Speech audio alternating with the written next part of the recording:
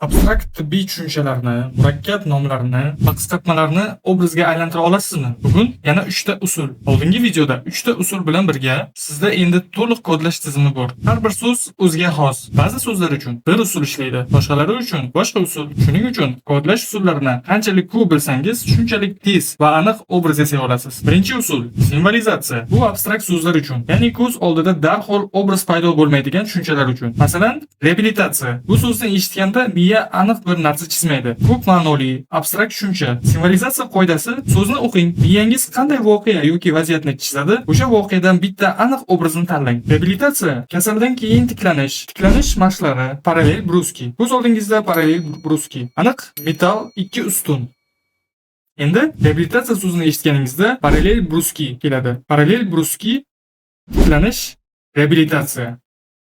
Bu usul abstrakt tibbiy tushunchalar uchun. Immunitet, gomeostaz, adaptatsiya barchasini shu usul bilan kodlang. Ikkinchi usul yangi so'zni tanish ma'lumot orqali kodlash. Ya'ni so'zning bir qismi sizga allaqachon tanish, o'sha qismdan obraz yasaysiz. Masalan, metaplaziya. Bu so'zning boshi meta. Meta bu tanish so'z. Facebook kompaniyasi Meta. Meta ko'zoynagi, virtual haqiqat ko'zoynagi. Metaplaziya, Meta ko'zoynagi. Ko'z oldingizda Meta ko'zoynagi. Zamonaviy, qora, katta, 6 soniya.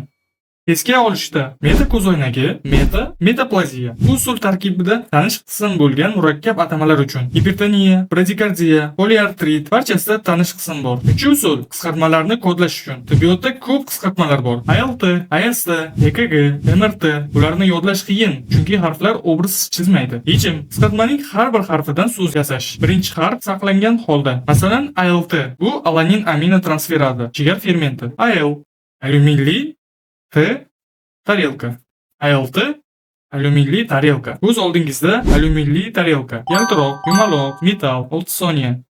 Esga olishda alyuminli tarelka, ALT alanin aminotransferasi. Bu usul tibbiy qisqartmalar uchun. EKG, MRT, UTT barchasini shu usul bilan kodlang. 3 usulni eslang. Birinchi, abstrakt tushuncha, voqeadan bitta obraz, simbolizatsiya. Ikkinchi, tanish qism, tanish obraz, yangi atama. Uchinchi, qisqartma, harflardan so'z, obraz. Keyingi videoda foto xotira o'yinini o'ynaymiz va sizning obrazli xotirangizni tekshirib ko'ramiz. Sifatli yod olish bu mnemonikaning asosi. Obuna bo'ling, Mnemomedik xotira tizimi.